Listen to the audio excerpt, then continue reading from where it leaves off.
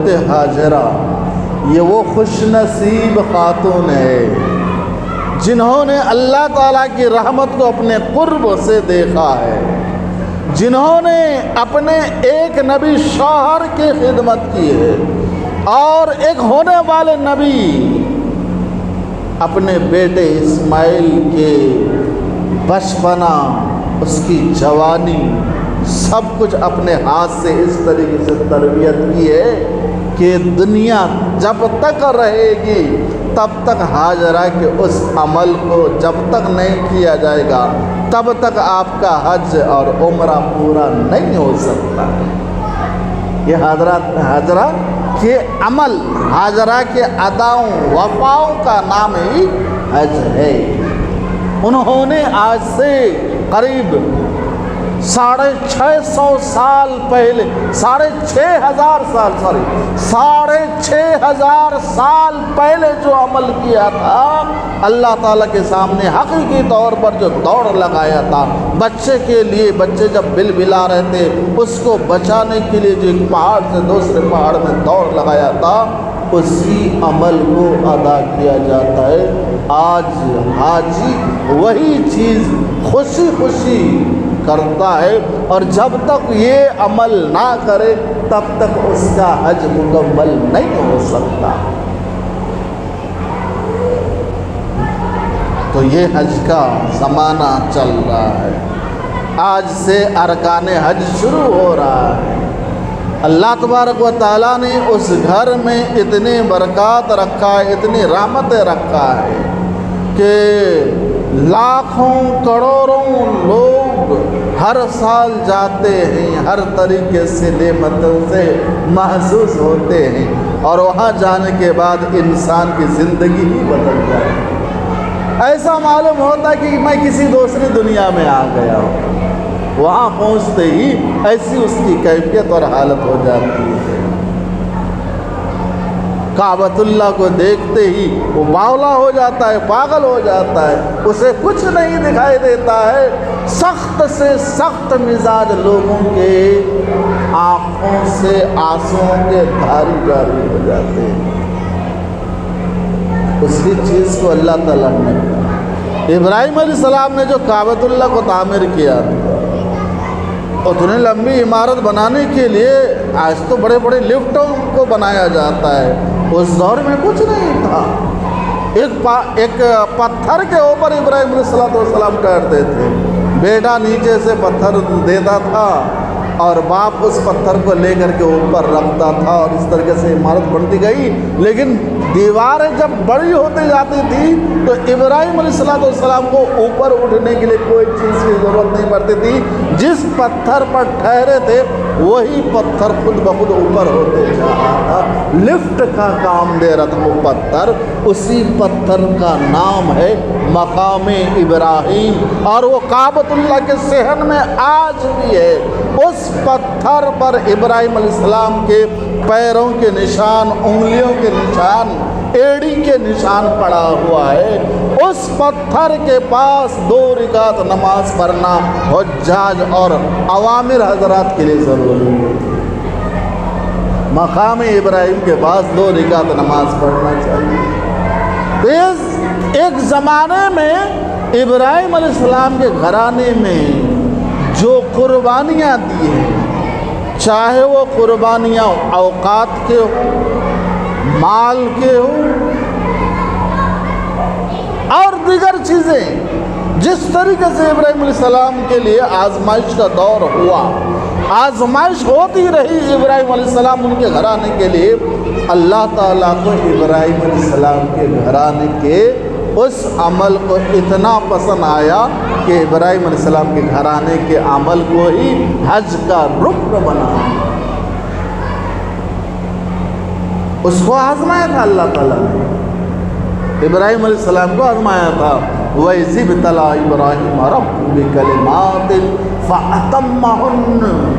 قرآن کہتا ہے یاد کرو اس وقت جب کہ اللہ تعالیٰ نے ابراہیم علیہ السلام کو بار بار آزمایا، ایک بار نہیں، 2 بار نہیں، ابراہیم علیہ السلام کے بچپنے سے لے کر بڑھاپے تک पूरी जिंदगी आजमाइश में गुजरी। इब्राहिम अलैहिस्सलाम जब 2 साल के थे, 2 साल का बच्चा, 2 साल के थे, सही से बात करना नहीं आता 2 साल के बच्चा को, उसी वक्त इब्राहिम अलैहिस्सलाम ने अपनी वालदा से कहा, अम्मी जान मेरा रब कौन है। उस दौर में नमरूद अपने आप को रब कहा था और सारे रियाया को कहता था कि मुझे तुम सब रब कहो, मुझे खुदा कहो, रब कहो। तो बच्चा ने अपनी अम्मी से कहा, अम्मी जान मेरा रब कौन है। तो अम्मी ने कहा कि बेटा तुम्हारा रब मैं हूँ। फिर कहा कि आपका रब कौन है। कहा कि मेरा रब तुम्हारा बाप है जो मुझे खिलाता पिलाता है। तो 2 साल का बच्चा तोतलाते हुए ज़ुबान से कहा, मेरे बाप का रब कौन है।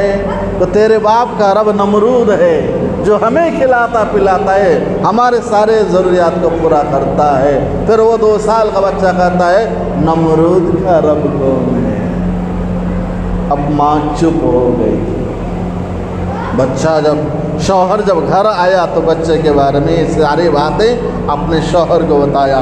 तो इब्राहिम अलैहिस्सलाम की ज़िंदगी पूरी की पूरी ज़िंदगी आजमाइश में गुजरी है। बचपने से लेकर बुढ़ापे तक पूरी ज़िंदगी आजमाइश में गुजरी है। लेकिन कभी इब्राहिम अलैहिस्सलाम ने उफ हूँ हाँ नहीं कहा। जब अल्लाह का जो हुक्म मिला इब्राहिम अलैहिस्सलाम ने पूरे तौर पर कर दिया। क़द सद्दक़्ता रुया इन्ना कज़ालिका नज्ज़िल मुहसिनीन। इब्राहिम हमने जो भी हुक्म आपको दिया आपने उससे पूरा कर दिया, चाहे वो ख्वाब में हो या हकीकी तौर पर हो या इब्राहिम हज़रत जिब्राइल अलैहिस्सलाम के ज़रिए हो। जब जब हमने आपको आज़माया आपने उसे पूरा किया। अब हमारे तरफ से आपके लिए इनाम ये है कि हम आपको खलील बनाते हैं, आपको अपना दोस्त बनाते हैं और हमने आपके मकाम को बढ़ा कर दिया। आपके लिए मकाम इब्राहिम है और आपके लिए हमारे पास बड़ा दर्जा है। आपको हम जो है ना अर्श के साए में रखेंगे और वहाँ पर आपके सारे आपके मकाम के लिए फरिश्ते, आपके रहने वाले मकाम पर फरिश्ते तवाफ़ करेंगे। इब्राहिम अलैहिस्सलाम की ज़िंदगी, हुज्जाज की ज़िंदगी, दोनों अमल बिल्कुल सेम है, बराबर बराबर एक ही जैसा है। लेकिन इब्राहिम अलैहिस्सलाम की ज़िंदगी के अमल आजमाइश में थी और हमारे हुज्जाज हम सब की जो ज़िंदगी वाकई होती है एक अमल को पूरा करने के लिए, एक रुकन को, इस्लाम के एक रुकन को पूरा करने के लिए होता है। आज वहाँ पर कोई भूखा नहीं है, आज कोई हाजी प्यासा नहीं है, आज हर हाजी के साथ ठंडा पानी है और वहाँ दौड़ लगाने वाले हुज्जाज और आमिर के लिए एसी का इंतज़ाम है।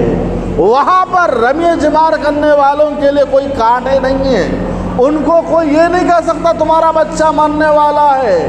आज किसी हाजी को ये नहीं कहा जा रहा तुम्हारे बच्चा को कत्ल कर दिया जाएगा, तुम यहाँ हज करने के लिए मक्का आए हो, वहाँ हिंदुस्तान में तुम्हारा बच्चा को मार दिया जाएगा। आज कोई ये खबर नहीं सुनाने वाला है। बस इब्राहिम अलैहिस्सलाम के उस अमल को अदा किया जा रहा है। तो हज एक मजनूआना अमल है। इंसान अपने आप को मजनू बना लेता है, अपने आप को आशिक बना लेता है अल्लाह को पाने के लिए। लब्बैक अल्लाहुम्मा लब्बैक, लब्बैक अल्लाहुम्मा लब्बैक, लब्बैक ला शरीका लक लब्बैक, बिल्कुल यही रटाते जाता है और अपने आप को एक दो चादर में एक नीचे पहना हुआ है, एक कांधे में लटका दिया है, बस सिर्फ और सिर्फ अल्लाह को याद करने के लिए यहाँ से वहाँ भाग रहा है, वहाँ से वहाँ भाग रहा है, वहाँ से वहाँ भाग रहा है, फिर वहाँ से घूम करके यहाँ काबतुल्लाह के पास आ रहा है, बस सिर्फ और सिर्फ अल्लाह ताला को मनाने के लिए। बस वो आशिक बना हुआ है। एक आशिकाना अमल हज है। जब हज फ़र्ज़ हो जाता है तो इंसान को अपने ज़िंदगी में उन दौर में अदा करना चाहिए जब वो स्ट्रांग हो, मजबूत हो, किसी के मोहताज ना हो, किसी को व्हील चेयर ढकेलने की ज़रूरत ना पड़े। जवानी में हज करना ज़्यादा अहम है और ज़्यादा से ज़्यादा वो तकलीफ़ों को बर्दाश्त कर सकता है। ये जो 3 दिन जो रहते हैं हज के, जैसे आज से शुरू हो रहा है, वहाँ पे आज से शुरू हो रहा है, आज कल परसों, ये 3 दिन अहम, इतवार तक।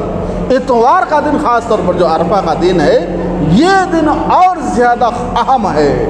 उस दिन में अल्लाह तबारक तआला आसमान दुनिया पर आ जाते हैं और उस दिन शैतान सबसे ज़्यादा शर्मिंदा होता है।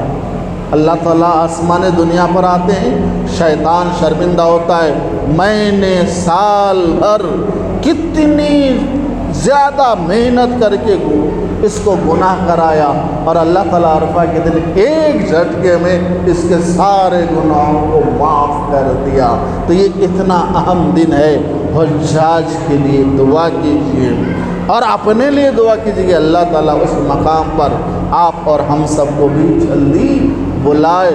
और जो हजरात इस साल हज करने के लिए गए हैं, जिसकी तादाद 50 लाख से ज़्यादा है, रिकॉर्ड तोड़ तादाद है इस साल, 50 लाख से ज़्यादा तादाद है। लेकिन एक अहम बात ये है कि आज कल वहाँ की जो टेम्परेचर है 55 चल रहा है, गर्मी बहुत शिद्दत से है। तो उन सब के लिए दुआ कीजिए। इतनी सख्त गर्मी में वो जो इस्लाम का रुकन हज अदा कर रहे हैं, अल्लाह ताला उनके लिए आसानियाँ करे, अल्लाह ताला उनके लिए उनके हज को कबूल करे। और वो जो हम सब के लिए दुआ करेंगे, हुज्जाज जो हम सब के लिए दुआ करेंगे, अरफात के मैदान में जो खुतबा होगा, मिना में जो खुतबा होगा, यहाँ पर जो हमारे लिए हम सब के लिए दुआ करेंगे, अल्लाह ताला उस दुआ को भी कबूल करे। दुआ है अल्लाह ताला हमें कहने से दामन की तौफीक अता फरमाए, हमें भी काबतुल्लाह की बार बार की ज़ियारत की तौफीक अता फरमाए। हुज्जाज किराम तमाम हुज्जाज के हजों को कबूल फरमाए, उनके नियतों में खुलूस फरमाए। आमीन या रब्बल आलमीन। अल्हम्दुलिल्लाह रब्बिल आलमीन।